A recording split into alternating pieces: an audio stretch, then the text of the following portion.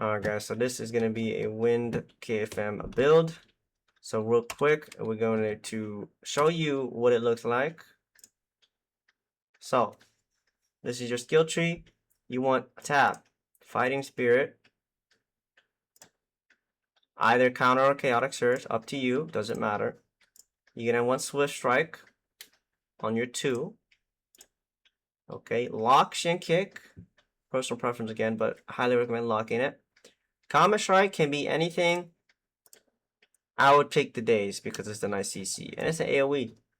For your R or your left click, you're gonna pick blood strike or focus recovery depending on what you need as far as being new to the game.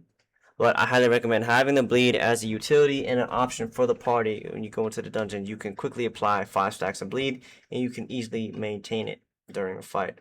Now you can lock this skill and this skill. Don't know why they weren't already locked. It's kind of weird. Next you have Avenging Fist. Make sure this is on the base skill. Don't select anything in the tree.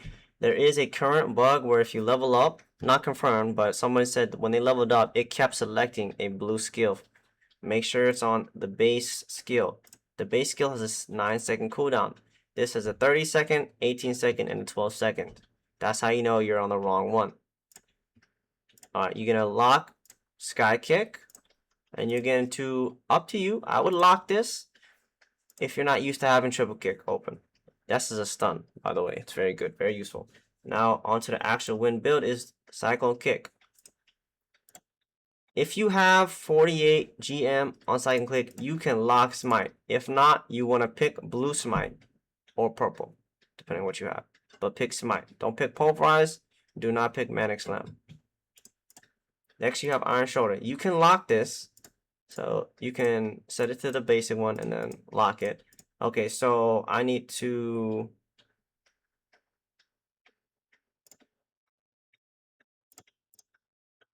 there we go. So now I have a lock option. So lock this. Highly recommend if you're not used to having it. I like it, so I will keep it. Lock Dismissal, lock Power Drop. Next we have the Z skill, which is a pull. It's a vacuum skill. You can daze or you can have stun. Up to you. Preference. X. Searing Palm critical damage. X again. Growling Tiger focus recovery. Or Roaring Tiger cooldown reduction. You can pick one of these two. If you don't have 48 GM, you can bring this. It's decent. It's not bad. But with the current meta, highly recommend focus recovery. What is the field boss? I might have to pause this recording. I'm not sure. Alright, next C. We have Shrouded Shadow. Alright, Shrouded Shadow, iframe flurry, or daze flurry. Okay. If you pick daze, note if you're surrounded by more than one enemy, it'll swing back and forth between those enemies. Because if you see in the description, it says up to 4 consecutive opponents. You will not hit the same target 4 times unless it's the only target. Okay. But I recommend getting Shrouded Shadow purple as soon as possible versus the blue. The difference between these two skills, blue and purple. Purple will reduce the cooldown of the skill by 10 seconds on each critical hit. It is a 2-hit skill. So if they both crit, it'll be 20 seconds reduced. So it'll go from 30 to 10 seconds. The blue version does not have that. V, Tremor is a stun. Volcanic Burst is an AoE pull. It's a CC, kind of passive CC. And then you have Heal of Healing. It's HP up. Now these change quite nicely on the pro versions. So Tremor goes from 2 focus cost to 0 focus cost, like for PvP related, right? It's great to have 0 focus in a stun. Volcanic Burst, it gets a 20% crit damage buff to you on any enemies within that AoE. Heal of Healing goes from this to having focus recovery. It's excellent focus recovery. However, given the meta, there's very few classes that really have focus issues. So this is kind of a dead skill now. Back in the day, it was pretty neat, pretty useful. So you can use any of these, doesn't matter. Celestial Thunder, you will not get this yet. Unless you transfer and you get extremely lucky, which great for you. But don't worry about this. This is just a extra DPS skill. Alright. So those are the skills you select. And this is what the rotation looks like. Oh, this is what my rotation looks like. So boom, I get into stage 3. pop this, and then I go into 2FF. And I'll do that until you see that blue man on the side. Now I'm in stage 4. And you see in the middle of my screen, it's off cooldown, boom, right back into it. Look at my Shrouding Shadow, it's 10-second cooldown. Both of those hits crit.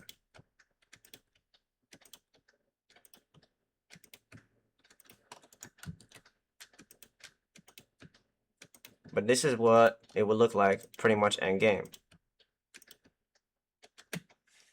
Alright, so that's the rotation. So how did I do that? Let's slow it down a little bit. So the very first Searing Palm stack that I got was counter on 1. So 1, and then R&B. You see, look here where my mouse is. Look at that skill. 1. It opens up Avenging Fist. The second stack that I used was Ground the Target Foe's Recovery. So I pressed X 2 times because 1 to use the skill and another 1 to use the actual X, right? So when I do 1 R&B, this X will change. The third stack was Shrouded Shadow. You want to use Shrouded Shadow on the third or the fourth stacks only to give it a higher chance of fully resetting the skill cooldown. So 1, 2, and 3, right? So 1, 2, 3. Alright, that's how you do it. And then you DPS, you're DPSing, boom. You see this? Off of cooldown. You can enter it again. Just like that. And that's how you do it. And the only way you reset it is by hitting that Cyclone Kick, because the Cyclone Kick will reduce the cooldown of the Searing Palm by 4 seconds on a hit. So you see this? Look, it's a minute. Watch that timer. Look how fast it's going down. Right, and look at that, it's already off cooldown, but normally it is 60 seconds, right?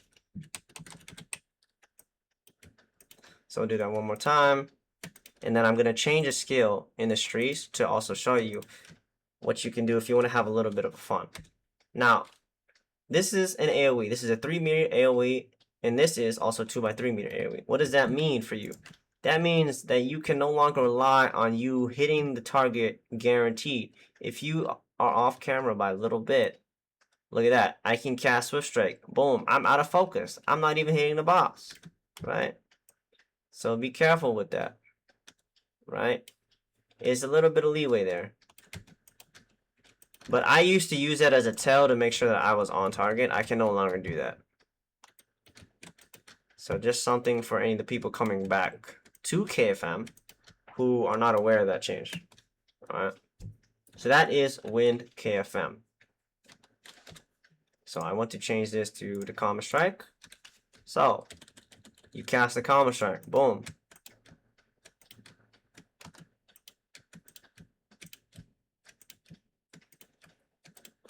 And it's off of cooldown. That is another Wind KFM build you can have. You use it off cooldown and you use Cyclone Kick to reset the cooldown. See? 25 seconds. Boom, 20 seconds. Right, 15 seconds. It's 3 seconds per Cyclone Kick.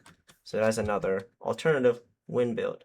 Now we have this option, Pulverize. Don't recommend it. It's kind of a weird build, but this is how we'll do that. Same way.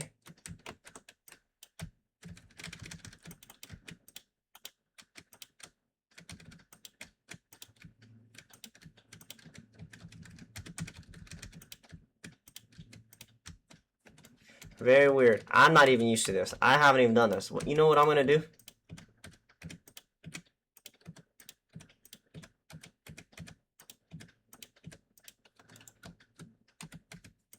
Yeah, my apologies, guys, but I'm not even used to this.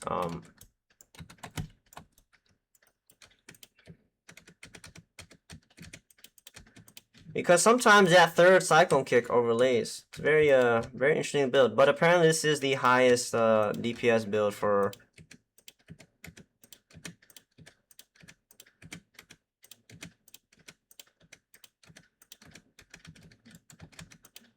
something like that, maybe. But that is also an option if you wanted to experiment with that.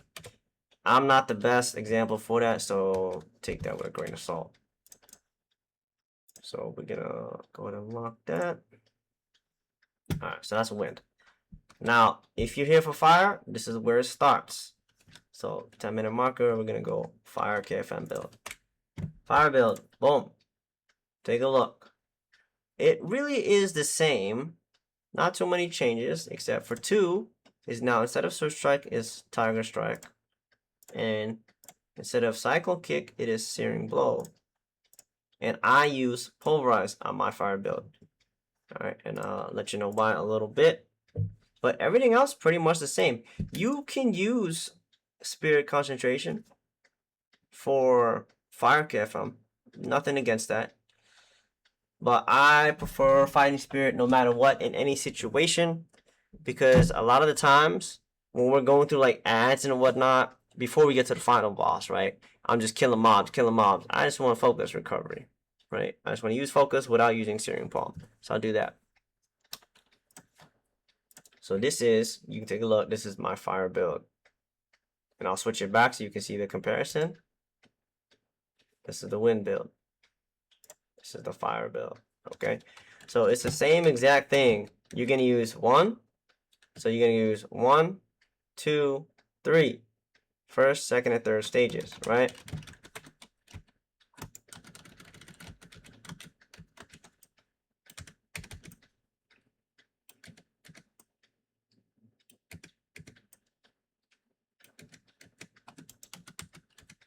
Okay, I'm bad.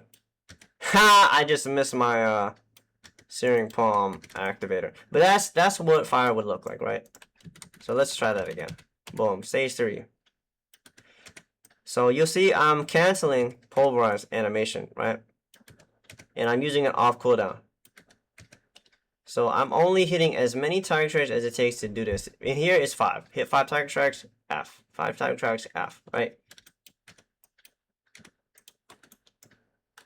And that's the build. Now, if you wanted to do Tiger Strike only,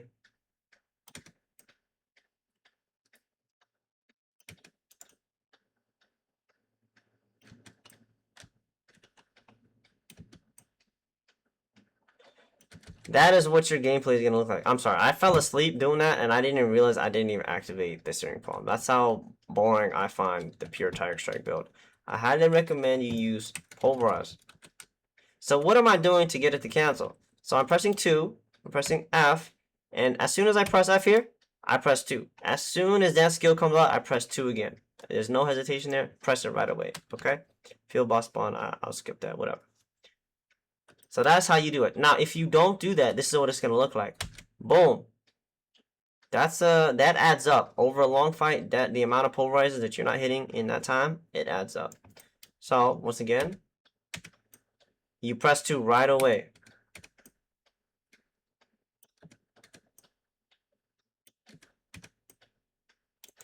And that is Fire KFM with Pulverize. I highly recommend that build if you are to do Fire KFM. At least get 30 GM on it. At least. Try it out. But you definitely should stack for 48 GM on the Tiger Strike before anything else for Fire KFM. So that is pretty much it. Yes.